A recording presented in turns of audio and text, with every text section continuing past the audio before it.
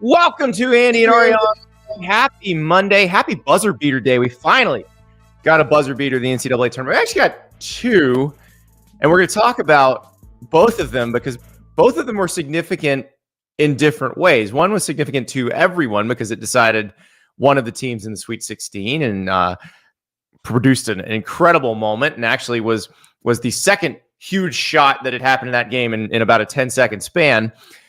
One had nothing to do with the result of the game, but our dear Ari got crushed by it. Yeah, I love reliving past trauma on the show. It's my favorite thing to do. Yeah, so that was the Florida game. I don't know anything about college basketball, okay? You know this. I don't know anything. All I know is that Florida's supposedly the best team or one of the best teams, right? They're one of the two. I'll set this up because if you're just looking at lines on the game, Florida went off as a 9.5-point favorite. So you're probably thinking, oh, the buzzer beater that UConn hit to cut the deficit from 5 to 2 is meaningless. It's meaningless only if you bet before the game. Many people like Ari bet during the game. Yeah, so I think they were down by 6, with 18 minutes left or something, and the spread popped up -2.5. I'm like, oh yeah, okay, this is good. UConn obviously is very experienced and has won the tournament recently, the last few years, right? So, I knew it wasn't going to be easy, but I was like, this is a pretty nice spot here. I think it's good value. You got 3 possessions of value here in a game that is close. So Florida, goes back and forth. They're basically tied down the stretch, right? It's neck and neck. And then Florida pulls away with 4 minutes left. Don't they get up 9? They got up pretty big. And I'm celebrating. I'm like, all right, let's go. Let's do this. On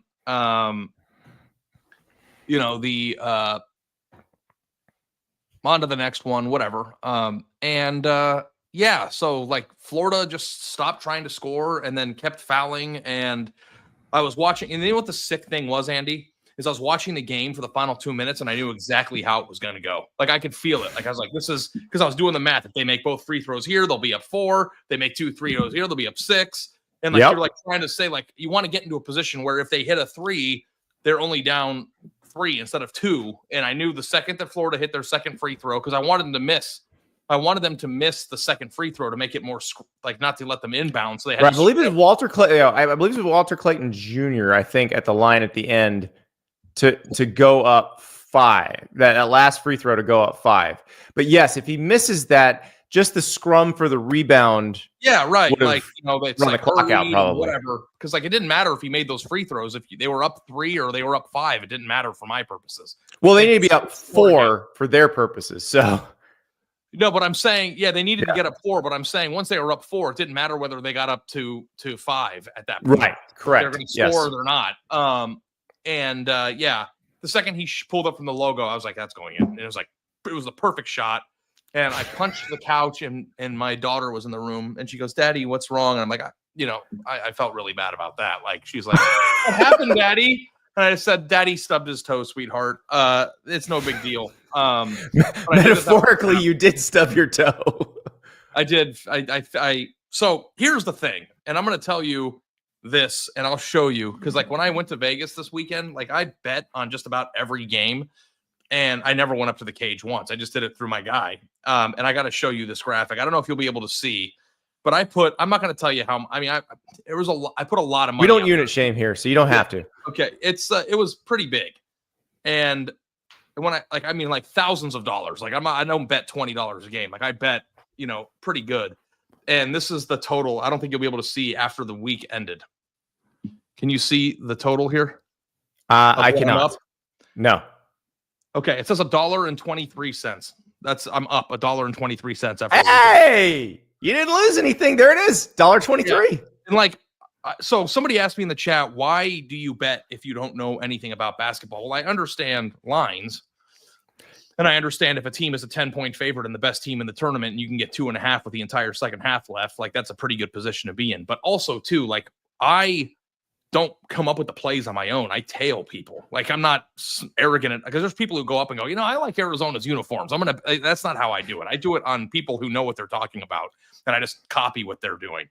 And like we were on women's games all weekend. We were on NIT games last night, and I closed out the weekend 5-0 to get back to up $1.23. So it wasn't terrible, but if I wouldn't have done like the live one, like that was just me on my own. If I would have just tailed the people and not tried to like be smart and do things on my own, I would have won a lot of money this weekend. But that's me. So anyway, yeah, it was the thing that stinks about gambling is like if you do it, you know how you're going to lose 3 minutes in advance. Like I watched that Florida game play out in my brain 7 times before it actually happened, and it played out exactly that way.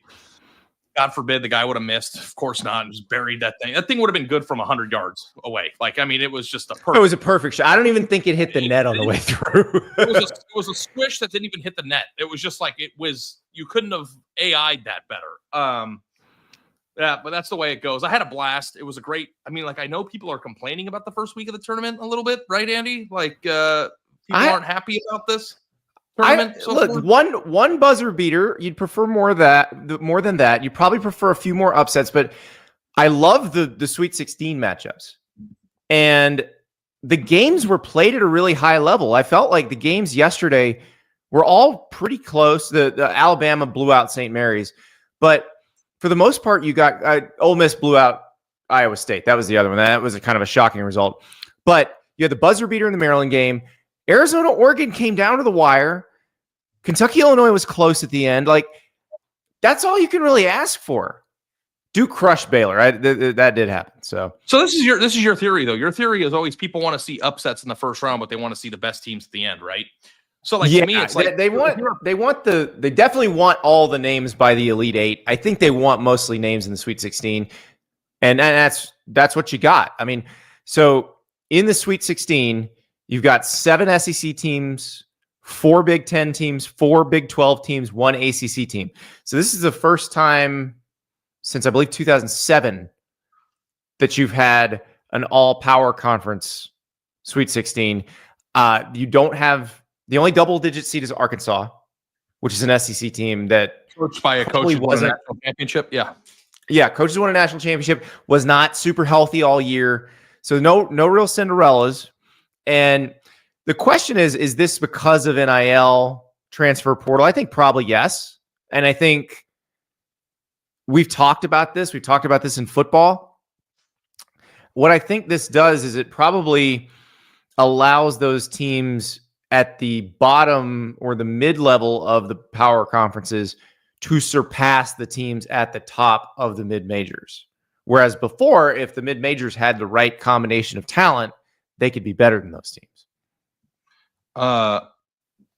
Yeah. I also think, too, that like it's our tendency as podcasters and journalists and whatever to try to draw meaning from every single thing that happens. Like, oh, why did this happen this year? Well, it happened in 07. Like sometimes things just happen, right? Like it's not, I don't know that there's always a declaration of this is the new world. There's never going to be NCAA tournament upsets again. And like, there were a lot of good games that came down to the wire. St. John futures bet didn't age that was well. An upset. That's a 10-2 upset. Right? I realize. Yeah, they got their butts kicked too. I mean, they weren't. Yeah. I mean, I know the score maybe not, but like if you watch the game, it wasn't very, very close. But like my thing too is always like if you're into the NCAA tournament because you want games of great teams playing great teams, and you sacrifice the first round upsets for the betterment of the tournament at the end. Arizona, Duke, Florida, Maryland, Kentucky, Tennessee. Like you've got like pretty good games coming up here, and I'm excited about it. So it was a really, really fun weekend. I found out that I'm at the age now where I need 2 days to recover from hangovers. I don't know if that's where you're at now.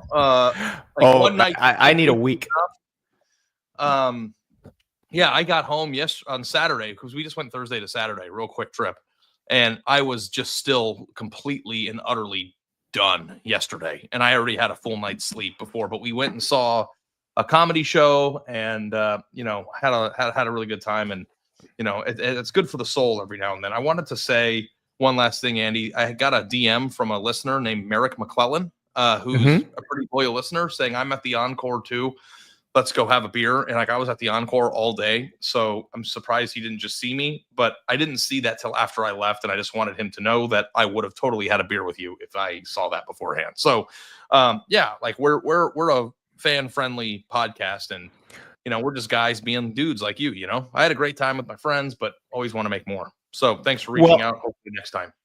I'm glad you did that because our guy Ethan emailed us this weekend. And so Ethan and Alex are very loyal listeners to the show. And in fact, they said our show inspired them to start their own podcast. They're on season 3, and their podcast has an incredible name, Working on the Dad Pod. So give them a listen. Yeah. And also, happy birthday to Alex. It is his birthday's next week. I misread the email. I thought it was this Monday. Monday. Yeah. Happy early birthday, Alex.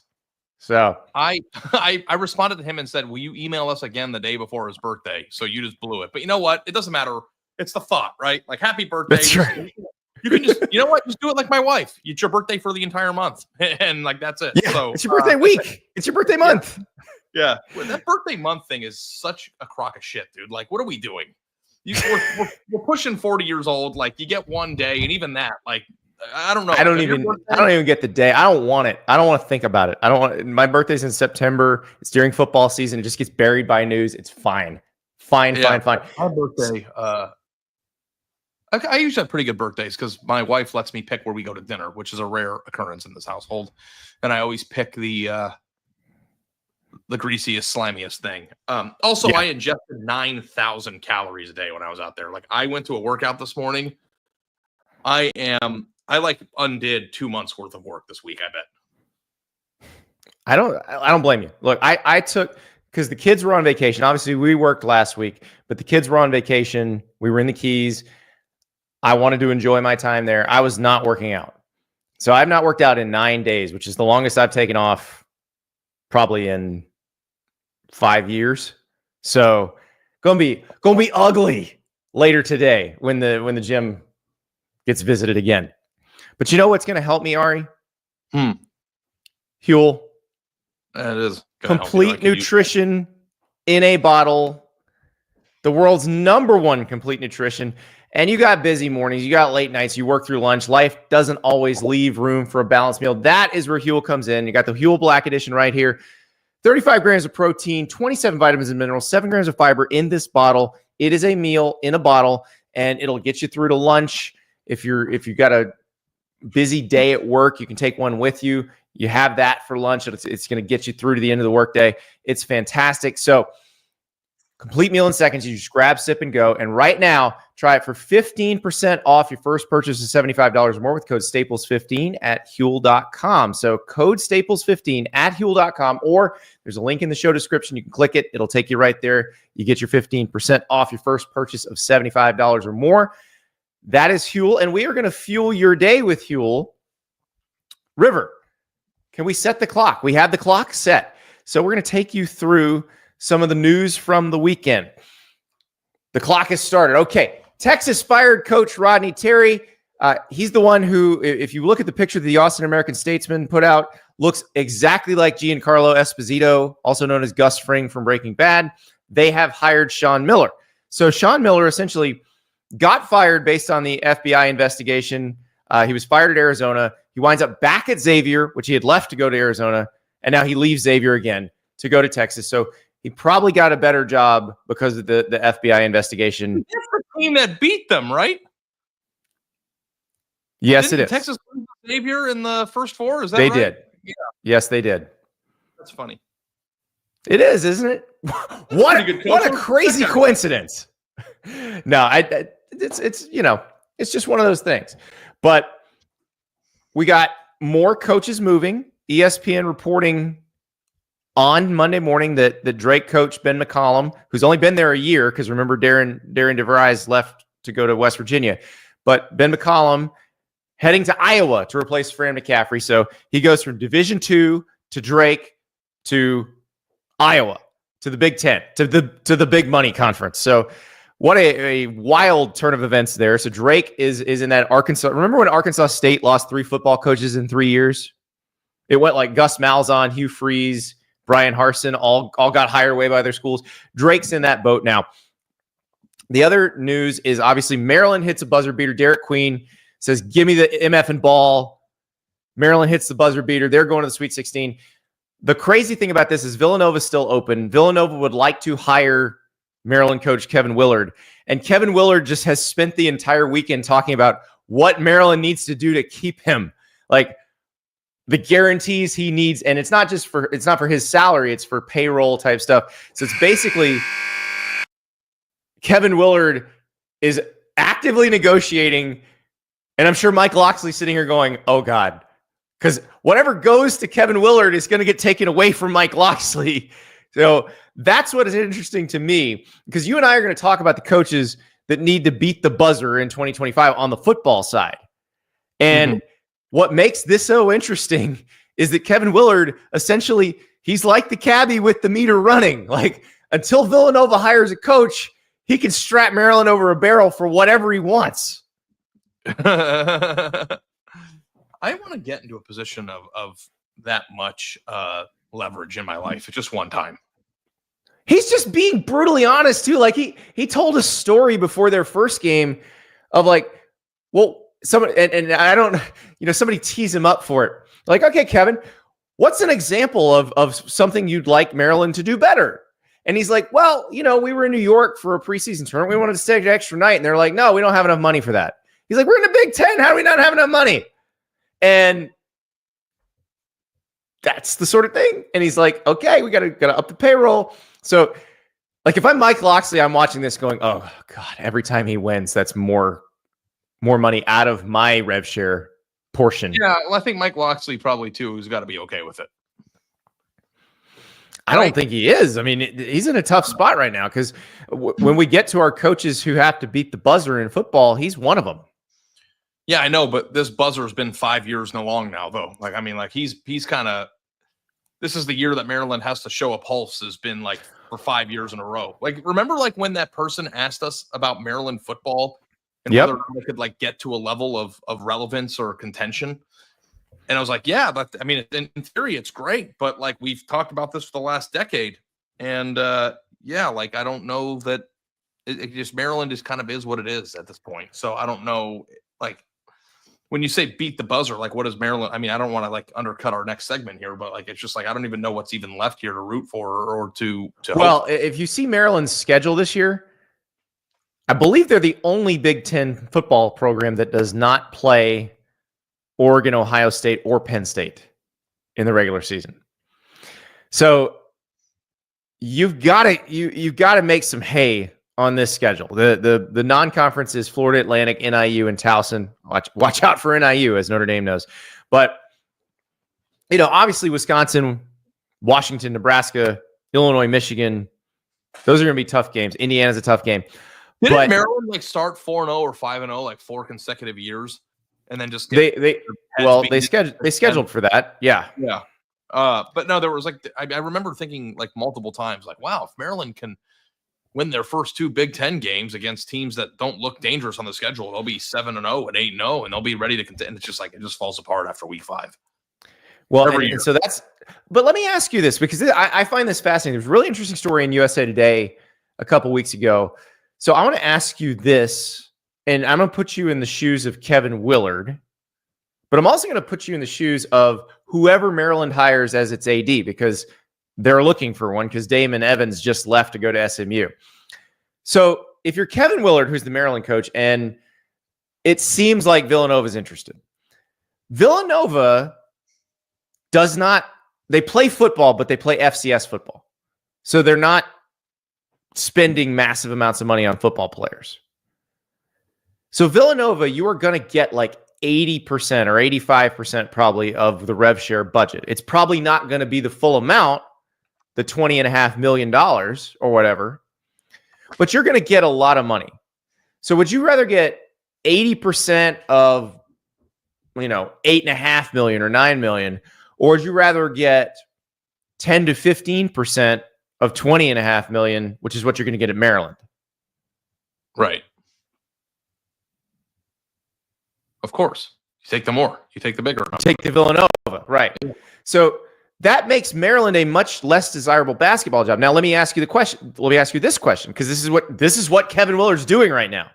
When I say the meter's running, if you are making the decisions at Maryland right now, and again, the AD's leaving, so I don't know. Maybe Scott Van Pelt is the person making the decisions right now.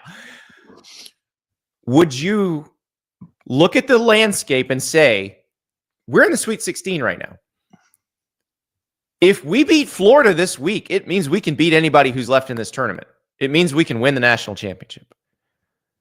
Do you say we're going to increase our player budget for basketball so that we have a national title contender every year? Because no matter how much we increase the one for football, we're still going to be up against Ohio State and Penn State and Michigan and Oregon in our own conference. Yeah, I mean, that's the question, too. It's just like when you think about the way that you attack that, it's like, is it even prudent in today's world to go all in on basketball and just accept your football team stinks? Or is there just so much more money and interest in football that you always have to But there is real money in basketball. They have an arena that they fill. Like that's not insignificant money.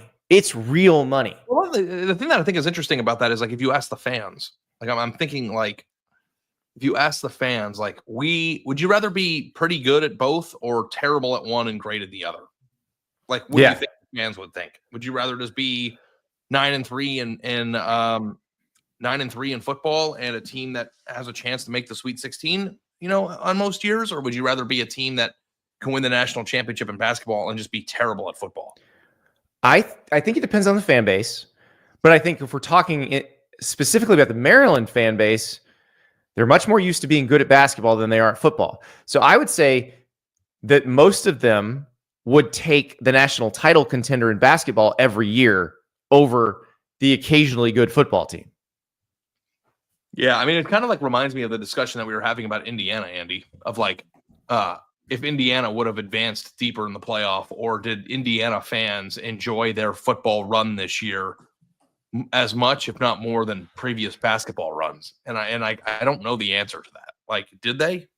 Like, if you're an Indiana fan who goes to a basketball school, did you have more fun with the Cinderella story of football? Mm-hmm. Because football is different. Like, I don't know. I know there's people who disagree. Well, and you went to a basketball school, so you're actually a good example of someone who's lived this. Yeah. I did go to a basketball school, and people cared more about basketball there.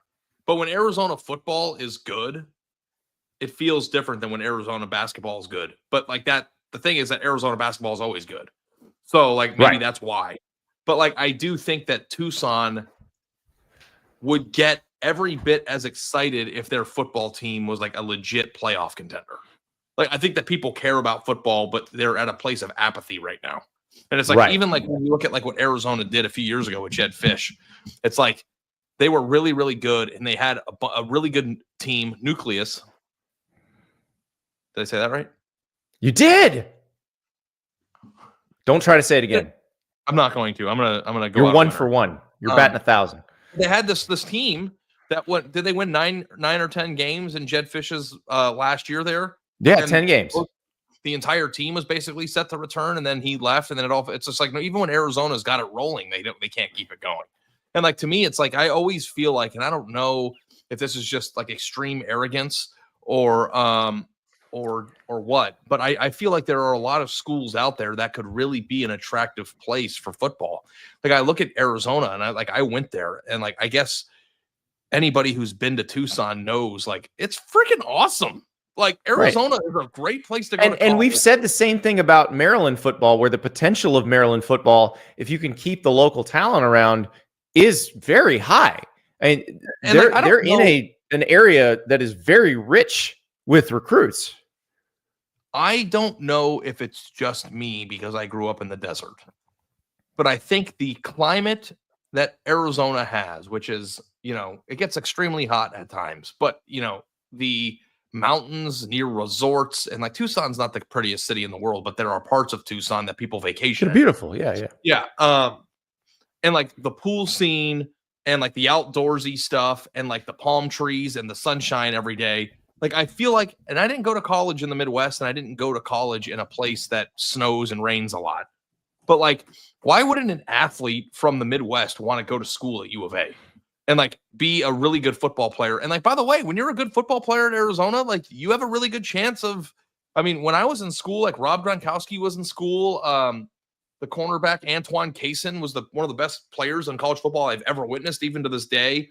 Like those guys all got drafted in the first round. It's not like a place that you just go to disappear. Plus the I don't know if I'm allowed to say this, but like people are attractive there. It's close to California for a recruiting footprint. I would get every 3-star offensive lineman in the city. Well, all right. So you've solved the Arizona. Let's talk. We're talking about Maryland, though. No, I know, but like Arizona should be not dog shit like in football, in my opinion. But they're not consistently good, and Maryland's never consistently good. So, do you at a certain point? And so I'm making you the AD of Maryland or the AD of Arizona or the AD of we can keep going on the list. Yeah.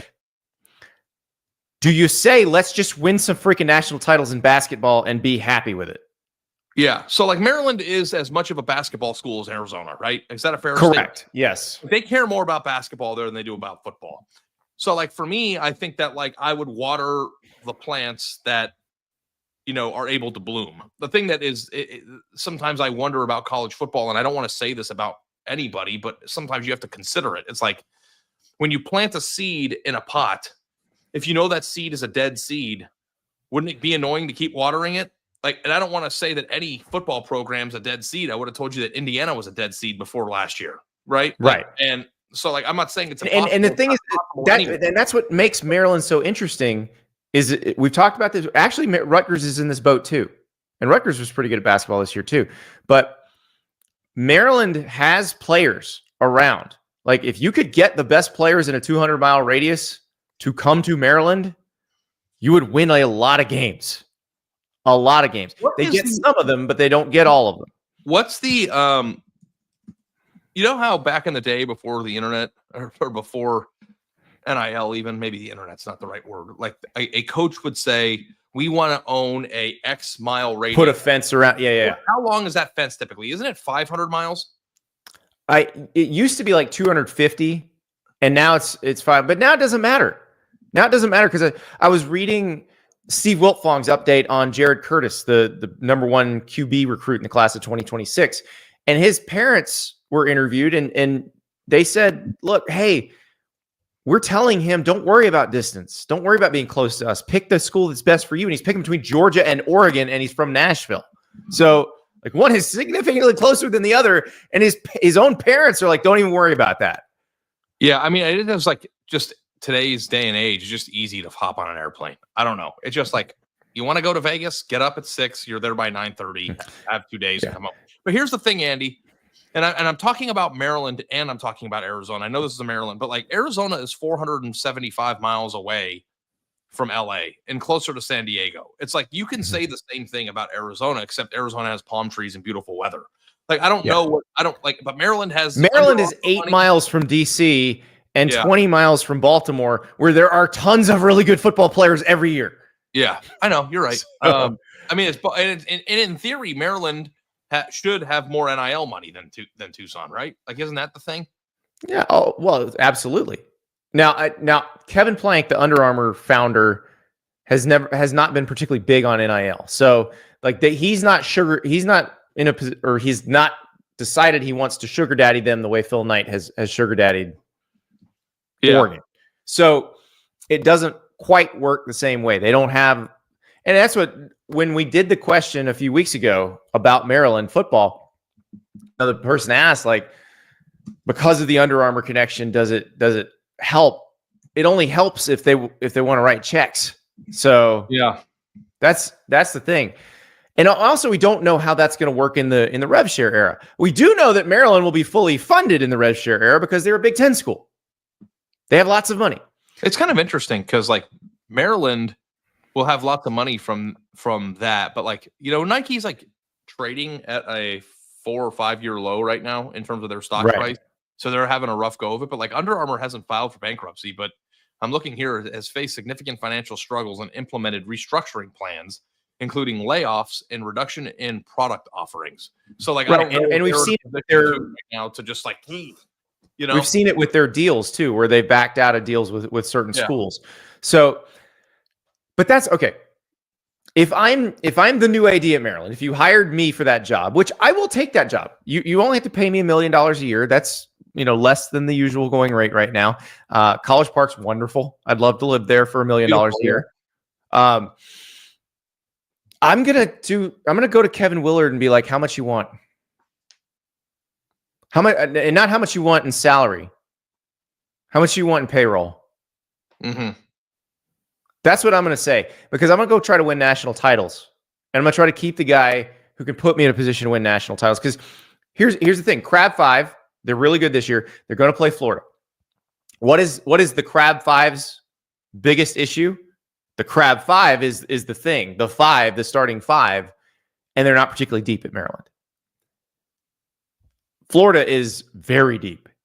So if Florida ends up knocking them out and it's because of the depth, Kevin Willard can just say, look, I need more because I got to go 8 deep. I can't be just 5 or 6 deep.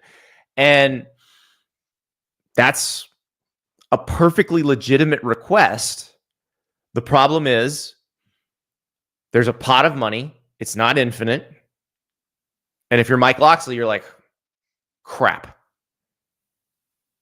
But I want to win something. I want to be at top of mind in something. I want the free advertisement of my team playing in huge games that lots of people are watching.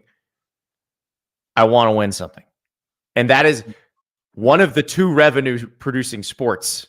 And if I can win the national championship in a revenue sport, and I'm probably never going to win it in the other one, then I'm going to divert some money to basketball to make sure they can win it. I'm just surprised that's your opinion, because we both are football is king people. So, but I feel like I'm being realistic here. If I divert all the money to football, is Maryland going to be able to compete with Ohio State and Michigan and Penn State and Oregon? No. Then I should divert some in to basketball. theory, no, but I do think that it is kind of crazy that Maryland hasn't popped up with a few 10-win seasons every now and then. I don't think they should be like they should be good. Yeah. They're surrounded by really good players. Have been like the glorified bye weeks for Penn State, Ohio State, Michigan, and now Oregon. It's like, I don't think that you see Maryland on the schedule. It's like, oh, thank God we can take a breather here. That's not the way it's supposed to be. Rutgers is not like, they're not supposed to, I don't know.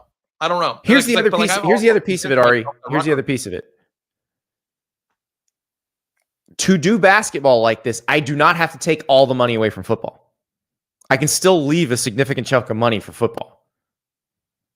So because it's a roster, right? I'm trying to compete with whatever Villanova is going to spend, and what Duke's going to spend. The ones that are really passionate about winning in basketball that maybe are not going to. Although Duke football is, they paid up to get Darian Mensah this year, but that's who I'm trying to compete with, which is still going to leave money for football. It's actually a better situation, because if I just abandon basketball and give all the money to football, basketball is screwed. Football might not get any better. So that's why. And then does the rising tide floats all boats? Like, does the success of winning in basketball, the attention you get from winning in basketball, does that help you a little bit for the cool factor of the school when you do football? I don't know if it does. When Duke was winning in basketball, it didn't make their football team any better. Yeah. But at the same time, too, it's like Alabama's football program was dominant. Now their basketball team's good. Maybe it's like, I think you can make the case that maybe football helps basketball. I don't know that basketball helps football. Football is just it's just the rosters are too big. Yeah. Football's a monster. It is really hard to get your arms around. And if you are not adequately funded, if you are not adequately all in, it's not going to happen for you. So that's what I do. Like, if you hire me as Maryland's new AD tomorrow, I'm going to go to Kevin Willard and I'm going to say, what do you want? Because his request is about this too, is that they're going to go face a juggernaut next week, and they're probably going to lose. And then if they lose, then they're out in the Sweet 16, which is an otherwise forgettable season for a team that cares about basketball this much. So like that to me, it's just like, this conversation too is probably a bigger conversation if they go deep into the tournament. Like, Sweet 16 is not deep in the tournament, is it? It's not good enough, but that's why you might need more money for payroll. Yeah. Because you got beat by a team that was, if they wind up losing to Florida, you'll if you're Kevin Willard, you're going to go, I got beat by a team that was 10 deep. I'm only 6 deep. give me the money to have those other 4 quality players, and I'm going to beat them, and I can win the national title. I do think that is the best way to handle this. So we'll see. I mean, this is not unique to Maryland. This is a decision that other programs are going to have to make. We're just talking about it because it is affecting Maryland right now with this Kevin Willard job situation. Ari, if you'd like to see Maryland and Florida play in San Francisco in the Chase Center where the Warriors play, you can get those tickets on Gametime right now. Download the Gametime app. Use the code STAPLES. You get $20 off your first purchase. Terms apply, of course. But you can get tickets to the San Francisco games. You can get tickets to the games in Atlanta if you want to see the Auburn Tigers, the top seed, playing in Atlanta. I believe is the South region a 1, 2, 3, 4 seeded region? I believe it is. So it was a lot of chalk, but it also means you're going to get some really, really good games. Gametime has tickets to all of them. The tickets in Atlanta run a little high, but you can get some really good deals in Indianapolis for the Midwest region, really good deals for the West region in San Francisco. So I would say head to Gametime. You want to see some really fun games. I'm sorry, it is the Midwest region. So that's the one at Lucas Oil Stadium where you get some great deals. You got Houston, Purdue, Tennessee, and Kentucky. That is an incredible Sweet 16 set of games. It is 1, 2, 3, 4 in the Midwest. And those Lucas Oil Stadium tickets, you can get in the low hundreds to get you in the door. So download that Gametime app. Use code STAPLES. $20 off your first purchase. Terms apply. All right, Ari, let us talk. Winter form again. Solar flares. I don't understand. I don't understand why you can't get something to just block your window and not have to worry about it anymore. They're called blinds, and apparently they're like $1,000. So we got to get the right blinds in. But now I don't know. Now I'm trying to block. It's called black poster board. You buy it off Amazon and you tape it to the wall. Or, yeah, as Raymond Horton says, a curtain. For those listening in podcast form, we are experiencing an RE difficulty. We're not calling them technical difficulties anymore. We're just calling them RE difficulties. The sun is streaming in through his windows. Okay. It looks like he's in heaven right now. Ari. Oh, yes.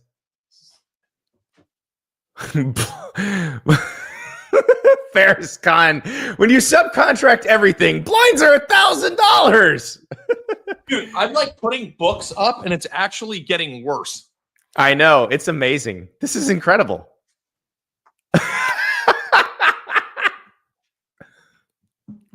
River, show the graphic. Incredible. Yeah, we're going to have to change the graphic because it says 0 days since Ari's last mic issue. I'm sure he'll have one of those today too, but it is great. I'm just glad, so we're probably going to do a separate on that Maryland situation. I think I'm going to write a column about that today too for On 3 because it's fascinating. I really hadn't thought about it this way. And sometimes we just walk into topics on this show that are really interesting. And I do think that's fascinating. And it's made much worse by the fact that the AD is leaving for another job. WTF Craps says Ari's in the cloud. Dude, I don't know what to do. I put books up there. I don't know what to do. So we're gonna have to wait a minute. I'll tell you what to do. Go turn your camera off and use your laptop. Use your laptop camera because that will be less affected by this. And I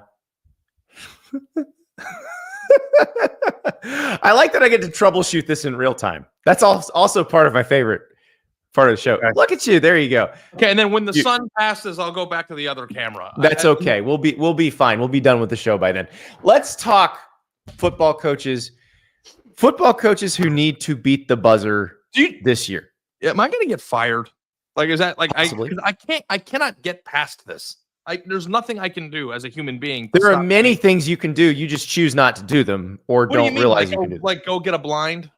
Get a blackout curtain. Go on Amazon, type in the words blackout curtain, and hang a blackout curtain over those windows, and light will not pass. Okay, Andy, if I go type in blackout curtain, are they going to give me specific measurements, or am I going to get a bed sheet on a window that's that big? Like, look at this. This is what I'm doing here. There's a little window right there. This is your job. It is more important that window is covered and blacked out than it looks good off camera. No one cares what it looks like to you and your family when you are in the house. It needs to look good when you're on camera. It's not about looking good. It's more about like, there's a curtain rod there. Just hang a curtain. You're right. There is. There actually are little clips. I'm going to go buy one. Okay. Oh my God. Oh yeah. The people in the chat noticed the curtain. This is tremendous. It is a curtain rod. Yeah. You'll have to help me find one that fits, but we'll get one today. And this won't be a problem anymore. This is amazing to me. All right. We got to talk about. Hey, by the way, the sun passed. We're good. All right, let's go. Sorry for the distraction. That is amazing. So the sun actually goes by that window for 4 minutes each day. Just happens to be during the show. I think that what happened was we messed with the clocks unnecessarily. And now the show. Are you blaming daylight savings time for this? Is it not daylight? It didn't happen when we were doing the show at actually 8:30, but we manually, artificially changed the clocks for no reason at all, and now it's messing up our podcast. So we're blaming the farmers. Good God. Goddamn crops. Okay, all right, let's talk about football. All right. So now we're talking football coaches have to beat the buzzer. You inspired me, Ari, because you did this column on Friday, and football coaches who need to prove the most in 2025. Now, I tweaked this because I like the buzzer beater concept. So some of the ones you had on your list, we're not going to talk about, like James Franklin, Dabo Sweeney. They do need to prove something, but they are not in danger of beating the need to beat the buzzer. They're fine. The buzzer's not going off on them. But I'm going to give you a list of names. I want you to tell me, of these people, who do you think is under the most pressure right now? Billy Napier at Florida, Brent Venables at Oklahoma, Hugh Freeze at Auburn, Lincoln Riley at USC, Brian Kelly at LSU. Now, I fully realize that Brian Kelly and Lincoln Riley might be too expensive to fire, but yeah, they're out. I feel like they are in this boat. Pressure is manifested based on whether or not you think you're going to lose your job, right? One more. Luke Fickell at Wisconsin, who also may be too expensive to fire, but yeah, I feel like he's in the boat too. So, like, there's some calculus there. To me, the hardest thing, I would take Hugh Freeze off the list because I don't think Auburn needs to make the playoff. I think Florida is in a position where they expect that. Are they in playoff or bust mode? You're in Gainesville. I hate everybody from Gainesville after what happened on yesterday. But yeah, I do want to know, like, is he in a position where Florida has to make the playoff this year against that schedule? I actually had someone involved in the organization tell me it was playoff or bust right after the season. I don't think it is. Like, I think if they go 9-3 and miss the playoff, I don't think anybody's getting fired. I think that they're going to say that is reasonable progress. You were right there. You got one more year, DJ Lagway. Go make the playoff that last year, DJ Lagway. I think think thing about pressure too, though, is that, like, so, today at my workout class, there were a bunch of very buff, fit men and women there. Okay.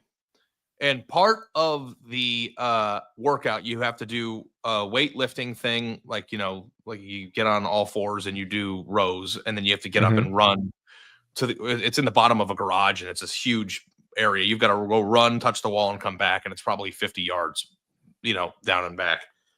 And if I was put in a situation where it's like, you have to win this or you're fired from your job, there would be a ton of pressure in that. But at the same time, too, if I know that I'm going up against people who run for distance for fun, I can't do it. So to me, I feel like there's more pressure in blowing something that you're expected to do than it is about doing something remarkable. Does that make sense? Like, if Billy it does. Napier loses to Georgia, like, okay, he lost to Georgia. It's like Billy Napier's pressure would be bigger if it was like, you can't lose to Mississippi State and whoever else is a beatable team on your thing. Like, right? Like, but here's the thing. The job is to compete for national championships at Florida. So your analogy doesn't quite work because he was hired with the expectation to be in good enough shape to run with those people. And if he's not, that's his fault. yeah, no, I mean, I'm with you on that. But at the same time, too, Florida, like, we anticipate that Florida's going to be very good, right? We yes, and better than last year. And they were 7-5 last year against this same schedule. Yeah. Although I would argue this schedule is not as hard because you lose UCF and you add USF. Yeah. But you're right. He's expected to beat Texas and Georgia and all these things. But I also feel like the embarrassment factor of like, oh, if you lose games to Texas, Georgia, LSU, and A&M, it's like, okay, well, that's just a hard schedule. So like, but he has. It's also not getting the job done, so you're still getting fired, probably. The answer is him. The answer is him. But at least like if he doesn't make it, it won't be as a result of just like embarrassingly blowing it against teams that you should. See, I don't think the answer is him.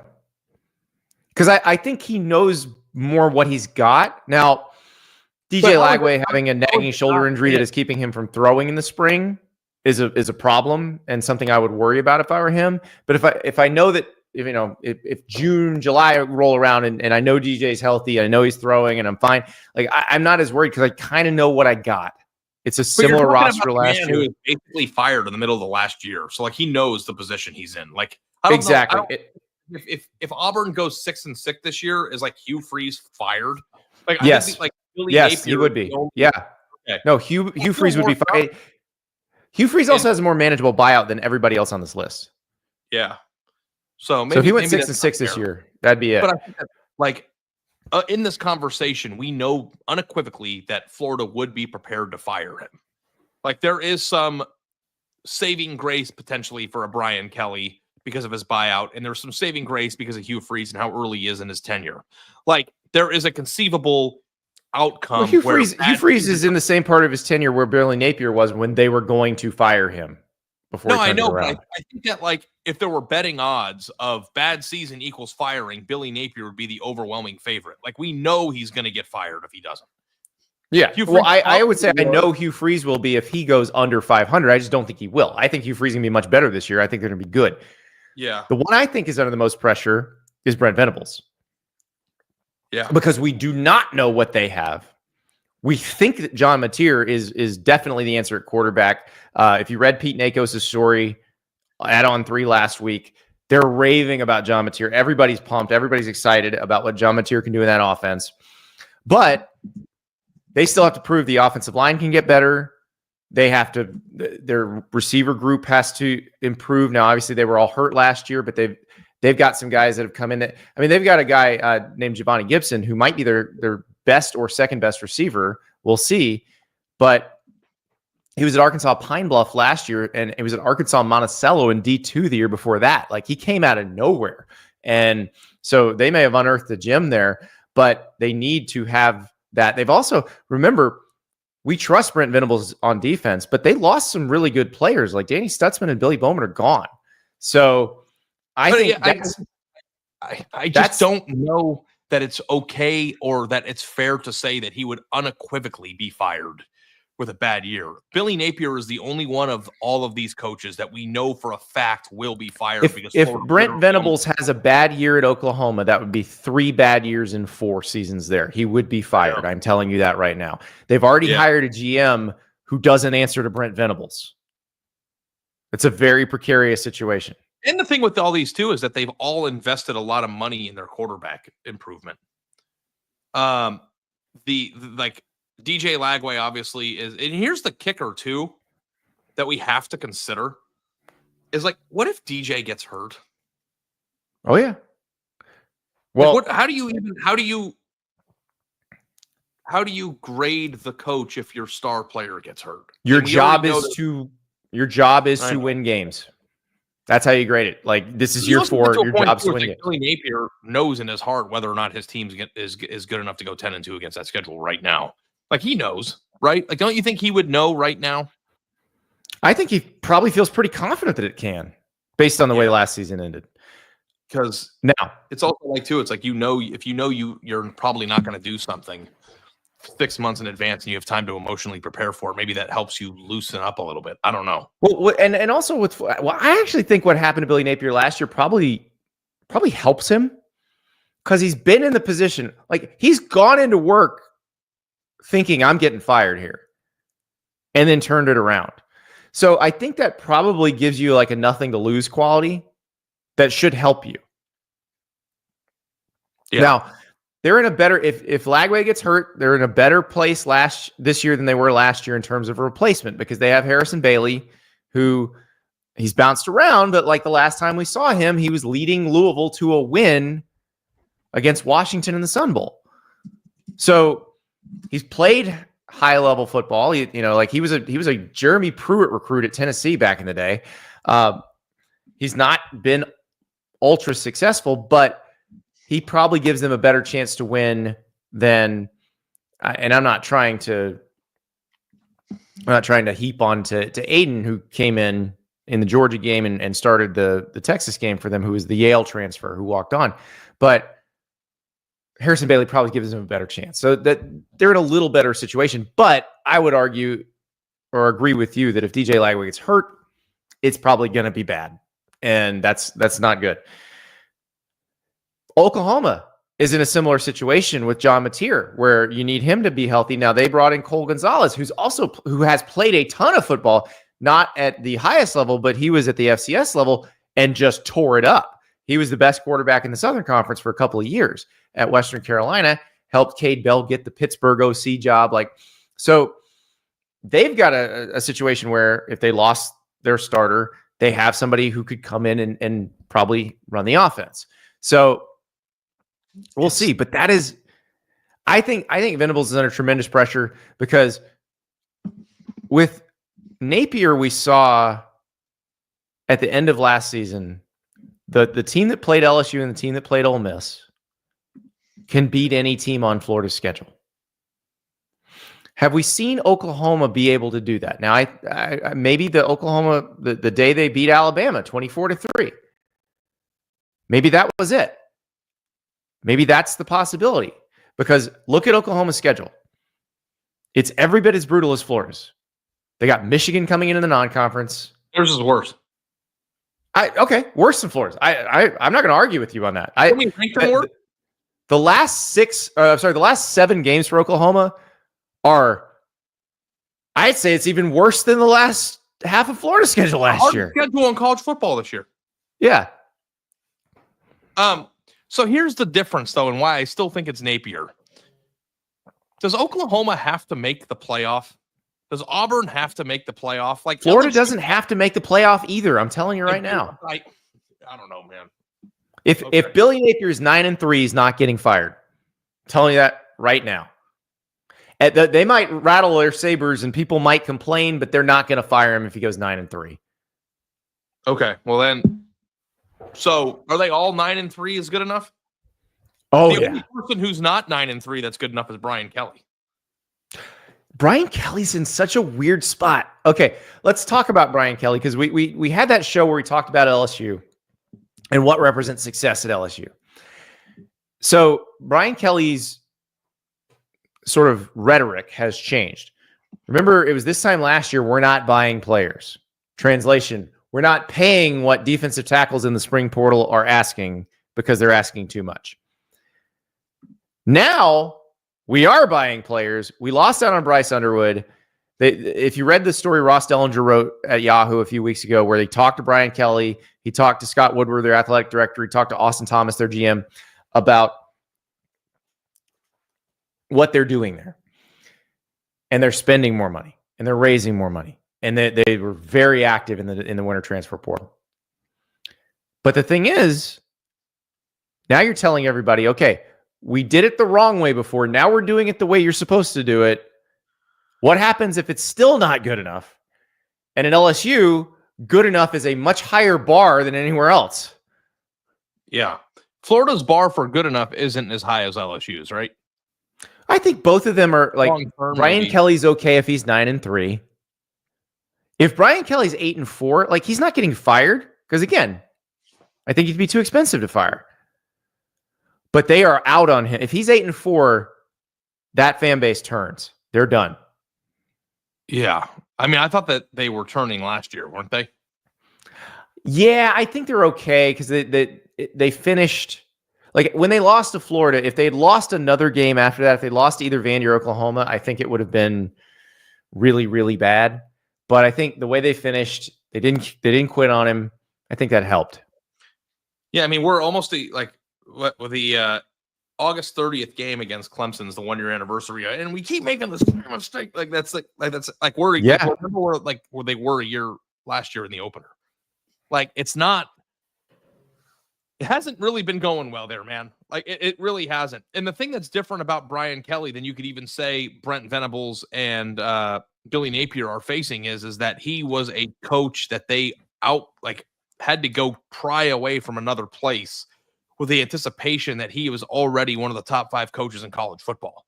Like he came in from a way higher starting point than those other two. Now, I'm not saying that Brent Venables, who was one of the best defensive coordinators for over a decade in the sport before taking this job, isn't held to a high esteem. And Billy Napier wasn't hired at Florida to get to the playoff and to beat Georgia. I know what they were hired to do, but Brian Kelly's reputation as a coach and the expectations that surround those expectations were so much higher when he got to LSU, on top of the fact that he left a job that he took a team to a playoff multiple times to go win national titles at a place that gives you closer proximity to players, less standard for admissions, and of course plays in a conference that breeds success in a way that doesn't another. Like the fact that Brian Kelly hasn't made the playoffs so far this year, like he's like in the Lincoln Riley bucket to me of like great coach that everybody anticipated was just going to be awesome, just not doing well. And I'm glad you mentioned Lincoln Riley because we got to talk about him too. Yeah, I'm good at this too, Yeah. Outside of the blind thing, yeah. They left on the same day and went to their places with the same expectations. That was a crazy day. It was a crazy day. They had the same agent, had the same agent at the time. So can you imagine how busy he was that day? The thing that is interesting is that like whenever we do these coaches, who's available, who should they hire conversations, you never think about the tenured guys at destination jobs. And then like 2 of them just got plucked away from places that you thought that they would never leave because they were like top 10 jobs in America and then just go to other places. And neither of them have been good. And I think that Brian Kelly has had, at least some positives. Like I think Lincoln Riley's teams have gotten worse every year. It's not going in the right direction. It's headed in the wrong direction. So let's talk about Lincoln Riley because we look at these Big Ten schedules now and USC pops up on them and we don't say like, oh, that's a tough game. Like we don't even think about USC right now. That's not why they hired Lincoln Riley. And USC is not in the conversation at all when you talk about the. I was thinking about this when we did our schedule breakdowns and rankings last week. It's like, well, and they're one of the few teams in the country that don't have to play Ohio State, Penn State, Oregon, or Michigan this year. It's like USC. They play Oregon. They play Oregon and Michigan. No. I'm saying like in the conversations that we have about easy schedules, we use right. The Big Four are Ohio State, Penn State, Michigan, and Oregon. Correct. Like, yes. USC is not in the Big Four of anything. They're just a team that's like floating out into the abyss somewhere. Yeah, it is. It is very strange. Now they've made changes. This year they've made changes in the front office, and so like if you look at On3's industry comparison for 2026, USC has the number 2 recruiting class right now in the class of 2026. But I will point out they were still in the same boat last year. They did this last year where they got some big time recruits to commit to them early in the cycle, and they lost most of them. So like their highest ranked recruit is from Gainesville, Georgia. Last year they got some big time recruits from Georgia to commit and one from Florida, and they lost them all. The difference here is that if you go down the list, you got some California guys. Now, we talked about Jonas Williams, the quarterback from Illinois, who's committed there. Flip from Oregon. This feels a little different. This feels a little different. Like they might be able to hold on to some of this, but that's not a fix now. That doesn't help them in 2025. So, like, is Jaden Mayaba still the guy at quarterback? Is it going to be Husan Longstreet, the new signee? Before we go on to the quarterback discussion, because I think that's a major part of this, I want to say like the recruiting discussion is important because the class that they currently have assembled is what I thought they were going to do for the first 4 years. Like I thought they would have already banked 3 of these, and like coming into this year, they would be ready to play. Like the fact that this year right now is nice, but if they go out and start stinking, you don't think that your boy Xavier Griffin's going to take an official visit to Georgia and flip? Like, that's what happened last year. Yeah, like it's nice to look at, but this is a solution for 2027, and this is what should have already been signed and developing in the program the last 2 years, and it hasn't been. Not to mention that USC has failed tremendously in-state recruiting. The state of California in general doesn't have a lot of offensive linemen because people like Washburn and so you get Emmanuel Pregnon out of the portal from Wyoming. He turns out to be pretty good. He's not playing for USC this year. He's playing for Oregon. And also, who's their quarterback? Like the number one thing that you're supposed to be. And like we talked about this, Andy, in terms of like, and I don't know if we're still doing this. We might do it. Like we have a long summer ahead of us, trying to identify what every program's identity is, right? You know, like Georgia, we know. That's a summer project. Yeah. Yeah. It's a summer project. But like USC is the only team in the blue blood discussion that doesn't even know what it is right now. Like you would say, what's like USC's identity? Having a Heisman Trophy finalist quarterback, fun offense, and a good enough defense to get to the playoff. Like, that's what I thought the plan was, but now they don't even have a quarterback. Like, I'm not saying that Mayaba has no shot at being good ever, but like, it's a hell of a fall off or drop off from what you anticipated this would be. What is this, year 5? Is this year 5 or year 4? This is year 4, right? Yeah. Year 4, because this is well, and maybe Longstreet's that guy. And maybe he is. Maybe they'll be 7-0 and like their freshman quarterback will be awesome. Like if I could tell the future, I would be rich. But I'm saying right now, you'll still gamble on Chinese ping pong and. If I knew what was coming, though, I would be good at gambling. Trust me, if I knew it was coming, I wouldn't have had to pay you and River $1,000 at a steakhouse. I didn't see that coming. I didn't see going into year 4 of the USC era of us clinging to a recruiting class in 2026 as the fix to the recruiting classes that didn't happen, while also not having a proven know what you have quarterback to replace Caleb Williams. Like, because like we're 2 years away from him. It's not Caleb just left. We got to figure out somebody to replace Caleb. Like, we're 2 years removed from Caleb now, and we still don't know who that guy's going to be. And like when we talk about this or write about this, the USC fans will chime in and say, "Well, but the most recent fixes are gonna fix it." But they're not. But he's tried to make fixes along the way, and they've gotten worse. That's what scares me about this, because Lincoln Riley at Oklahoma, you kind of knew what you were going to get. They're going to be bad on defense, but they were going to be amazing on offense. The Lincoln Riley Oklahoma teams that won the Big 12, I think would have been pretty competitive in the SEC too. Like, oh, for sure, yeah. So the quality of his teams has just gone down year over year. I want to acknowledge this. Caleb Williams was one of the best college football players of the last decade period.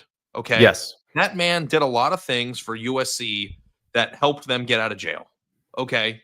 Their defense got better last year from the previous year. Yes. D'Anton Lynn was a good hire. When you remove Superman from your offense and you replace him with a player who was just pretty good or okay, you don't get by with an okay defense. You pair the okay defense from last year with the insane offense from the year before. But okay defense is not enough when your offense is just okay. And their offense was just okay last year.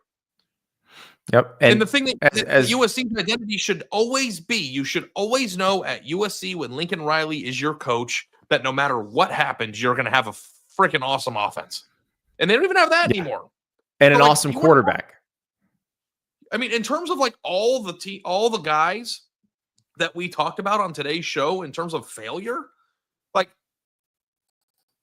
Lincoln Riley has failed the most out of all those guys, right? Maybe Brent Venables, because he has had 2 really bad years and Oklahoma doesn't have very many bad years.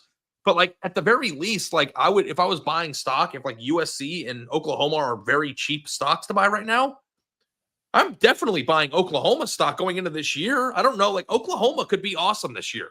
I don't think that there's any chance that USC is awesome this year, right?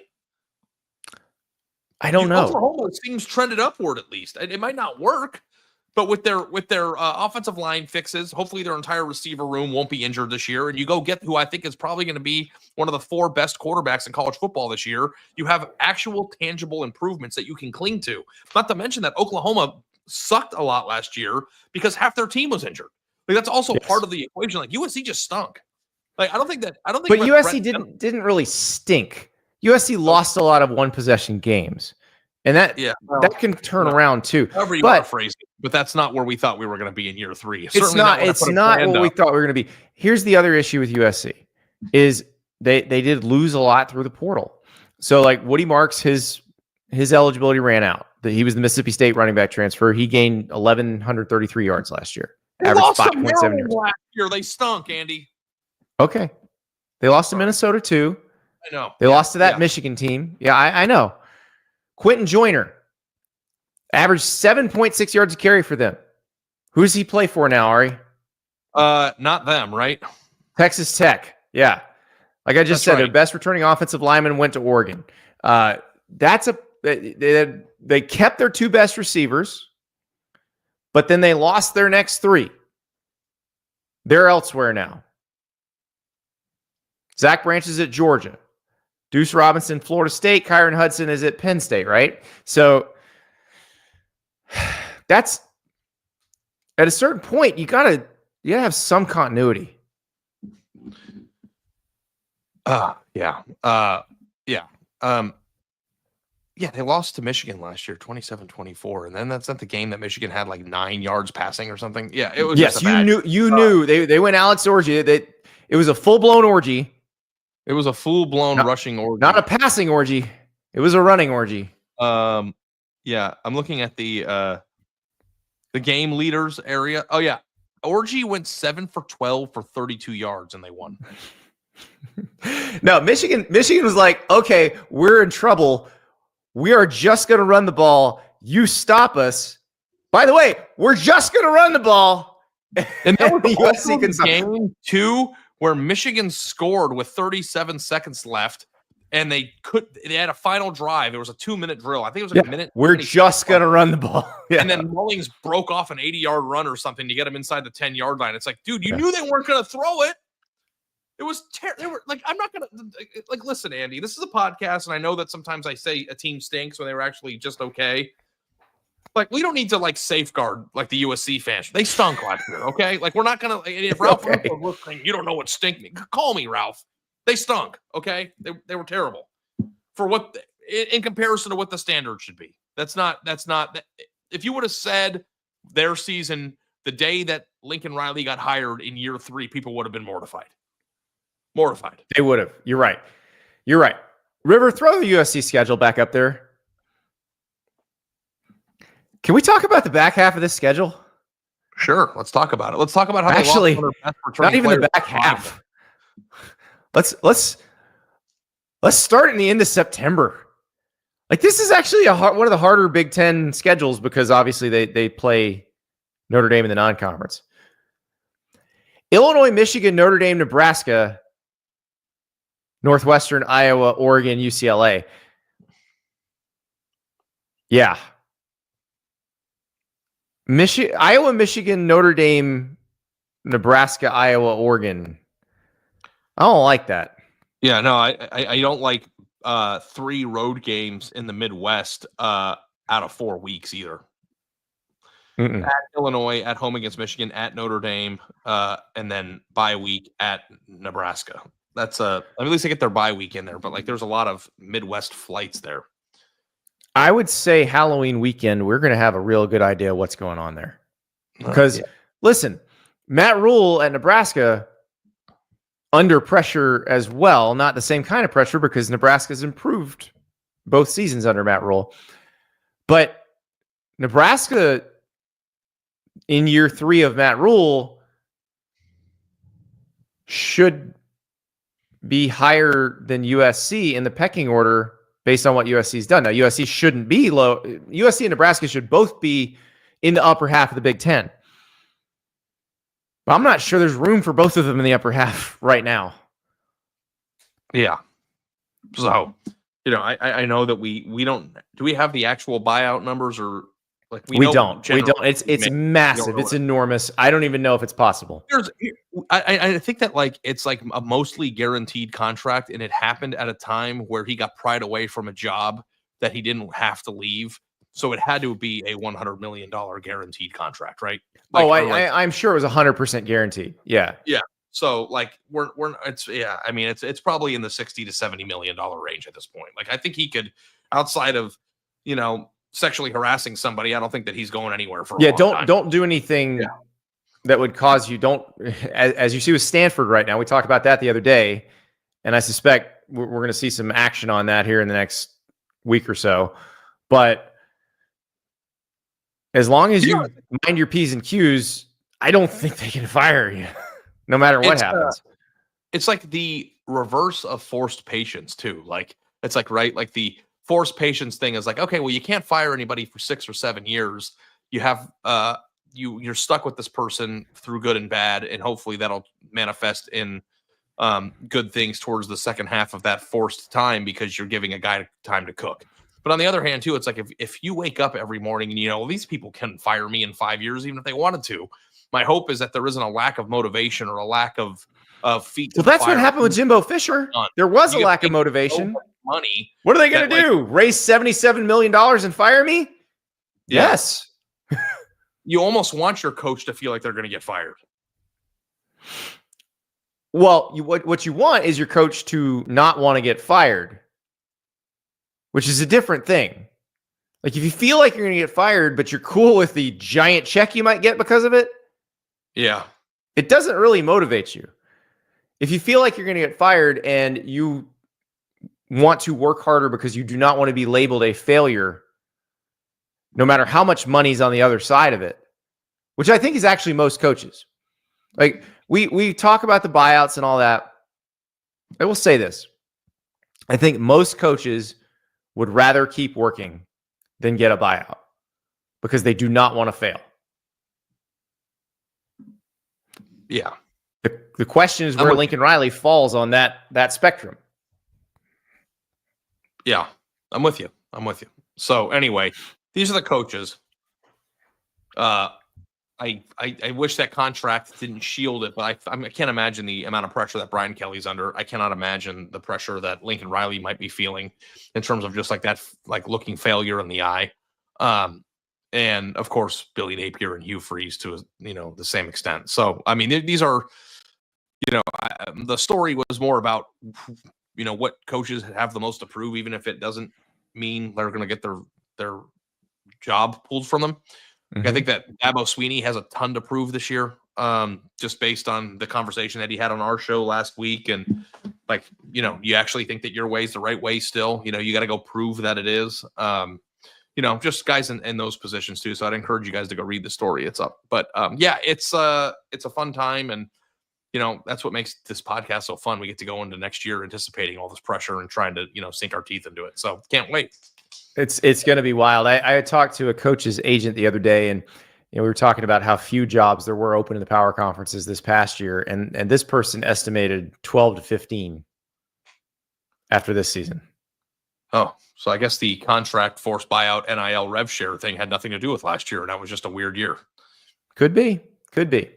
Look, people still want to win. People want to win real bad. To take that away from this show, guys, sometimes things just happen. Not everything is the beginning of a trend. True. And in this case, people still really want to win. Yeah, believe it or not. Tomorrow, we are scheduled to be joined by the mouth of the South, not Jimmy Hart, Paul Feinbaum. That's right. Ari's gone on the show and debated Brad from Macon. We'll talk about that with Paul. We'll talk about the SEC getting 7 teams into the Sweet 16. We'll talk about how much pressure is on Kalen DeBoer going into year 2. Paul's very plugged into that program. I can't wait to ask Paul Feinbaum if he thinks that a person can win a debate when one of the parties that's engaged in the debate doesn't give a single identifiable fact. I'd love to know that. Like, it's. Gotta let go. I know. I'm just like, I don't know. Like, there's people who think that I lost a debate with somebody when I was presenting information. The other person was presenting like Hallmark cards back, and I don't know how that's possible. I don't know if I could lose a debate against somebody who doesn't know how to install a curtain when there's already a curtain rod installed. All right, go buy some curtains. I love you. We'll talk tomorrow. I will. Bye. Love you too.